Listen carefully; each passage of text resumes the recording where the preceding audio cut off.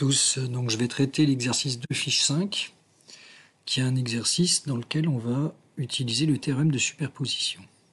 Alors dans cet exercice, on a un générateur de tension E1 avec sa résistance interne R1, un deuxième générateur E2 avec sa résistance R2, et une résistance R, le tout, ces trois éléments étant montés en parallèle.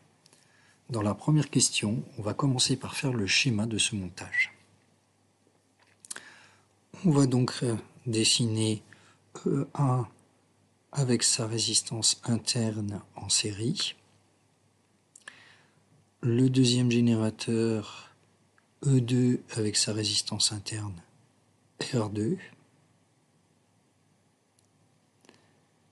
Donc on fait apparaître R petit r1 et petit r2. Et enfin on dessine un grand R. Et comme les trois éléments sont en parallèle, eh bien on dessine des fils de liaison pour les relier. On va pouvoir également faire apparaître sur le montage les différents courants. E1 étant générateur, on a I1 qui est dans le même sens que E1. I2 est générateur, donc I2 est dans le même sens que E2. Et I, eh bien, est le courant que l'on va chercher. On cherche à déterminer I.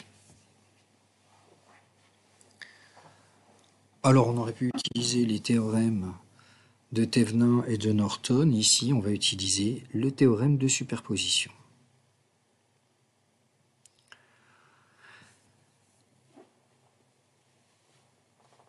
Dans ce théorème de superposition, on va procéder en deux étapes. L'étape 1, eh bien, elle consiste tout d'abord à ne garder qu'un générateur fonctionnel. Ce qui veut dire qu'ici, sachant qu'on a deux générateurs, on va arrêter dans une première étape le générateur 2. On dit que l'on passive E2. Donc E2 est un dipôle ayant à ses bornes une tension nulle, donc de 0 volts, c'est-à-dire qu'il va être équivalent à un fil. Si on redessine le schéma, on va avoir eh bien, E1 et R1, bien sûr toujours actifs. On aura simplement R2,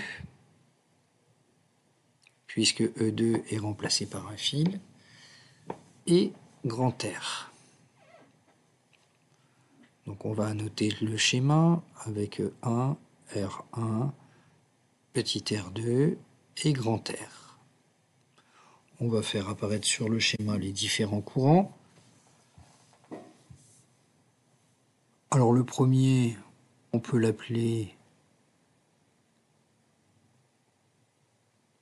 Donc on aurait I', et alors dans la suite de la vidéo 2, je les appellerai I'1 et I'2 pour bien les distinguer du schéma de la question 1. Donc c'est une petite erreur ici, il faudrait bien les noter I'1 et I'2. Et on cherchera par le calcul, eh bien, quel est le courant I' qui parcourt grand R. Dans l'étape 2, eh bien, on va faire l'inverse. On ne veut qu'un seul générateur qui fonctionne, donc cette fois-ci, on va passiver E1.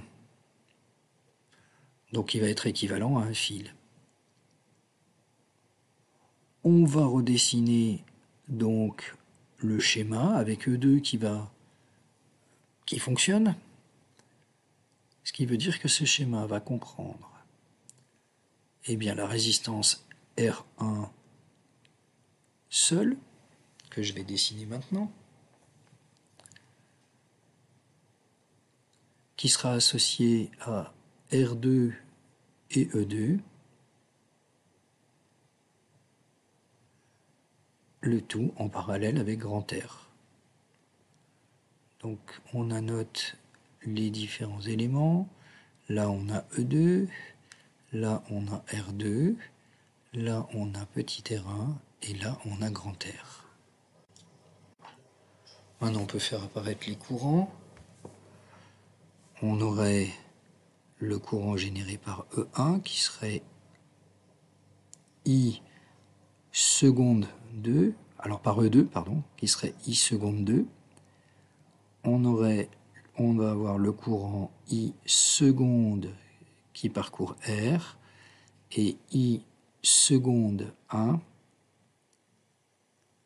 et non pas I'1, I seconde 1 qui parcourt R1. Donc on pourra calculer le courant I seconde.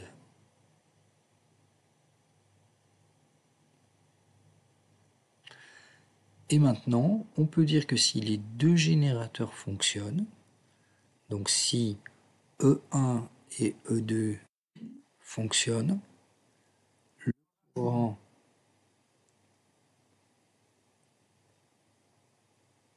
qui traverse donc la résistance grand R sera égal à I' plus I seconde.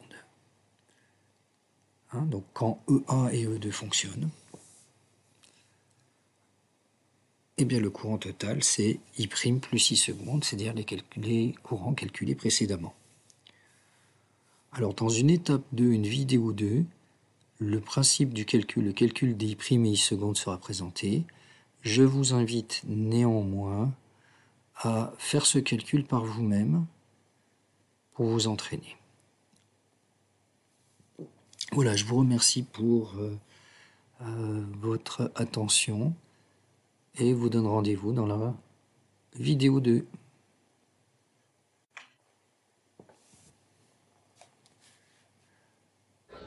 Des nervous breakdown, comme on dit de nos jours.